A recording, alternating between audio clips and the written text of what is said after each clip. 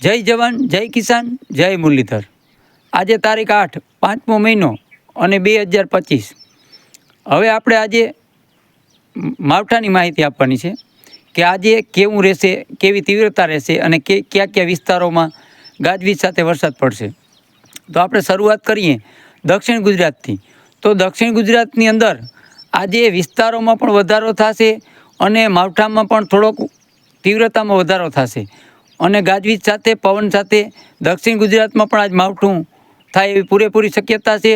ઉત્તર ગુજરાતના અમુક સેન્ટરોમાં પણ માવઠું થાય એવી શક્યતા છે।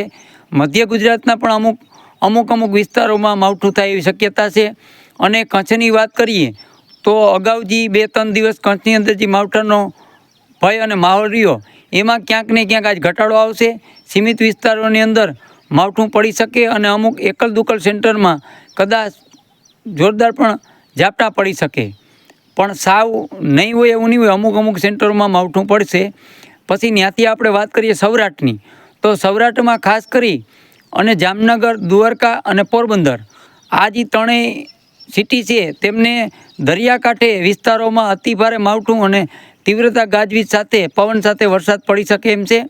અને આપણે જે વાત કરીએ તો પોરબંદરમાં હજી કોપર માવઠું અમુક વિસ્તારોમાં નથી પૂગ્યું, પણ તે આજે લગભગ 8 તારીખે તેમને પણ આવડી લેશે આવો મારો અનુભવ કહે છે કે પોરબંદર પણ આજે માવઠું આવડી લેશે। અને આમ જોઈએ તો તમામ સૌરાષ્ટ્રના વિસ્તારોમાં આજે માવઠું હશે, પણ ક્યાંક ને ક્યાંક મીડિયમ ઝાપટા અને ક્યાંક તીવ્રતાવાળું પણ માવઠું પડી શકે, પણ આજે ખાસ કરી અને ગાજવીજનું પ્રમાણ વધારે રહેશે અને પવન પણ અમુક વિસ્તારોમાં વધારે રહેશે।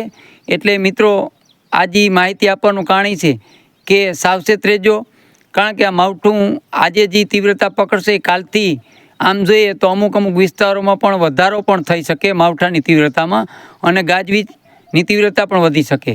તો આપણે કાલે 7 તારીખે જે વિડીયો બનાવ્યો એમાં મિત્રો આપણે માહિતી આપી હતી એ પ્રમાણે જ માવઠું રહ્યું, કારણ કે મેં કીધું હતું કે મારા વિસ્તારમાં પણ માવઠું પડશે। મારો વિસ્તાર દેવભૂમિ દ્વારકા જિલ્લો અને તાલુકો ભાણવડ અને ગામ મોટા કાલાવડ, જમીન મોડ પર વાડી વિસ્તારમાં આવે। તો અમારે કોપર પણ કાલનો વરસાદ પડ્યો છે અને અમારા ભાણવડ તાલુકાના લગભગ આજુબાજુ ગામોમાં વરસાદ પડ્યો।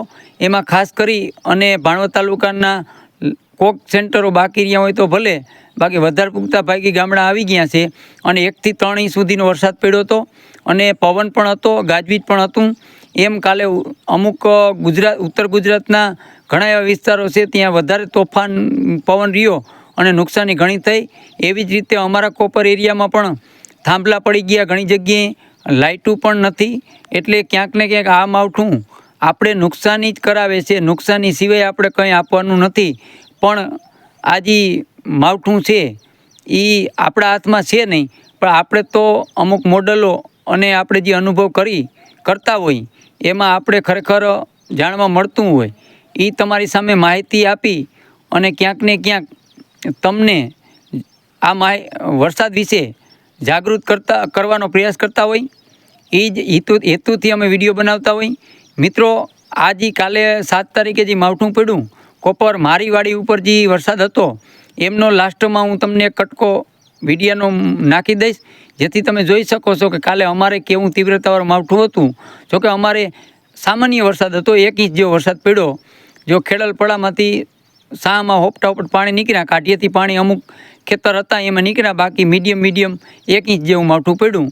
જોકે ઓલરેડી બીજા આજુબાજુ અમારા વિસ્તારોમાં 2 ઇંચ 3 ઇંચ પણ સુધી પડ્યો હતો, પણ અમારે 1 ઇંચ જેવો વરસાદ હતો। પણ આજે પણ અમારે શક્યતા પૂરેપૂરી છે વરસાદ આવે એવી।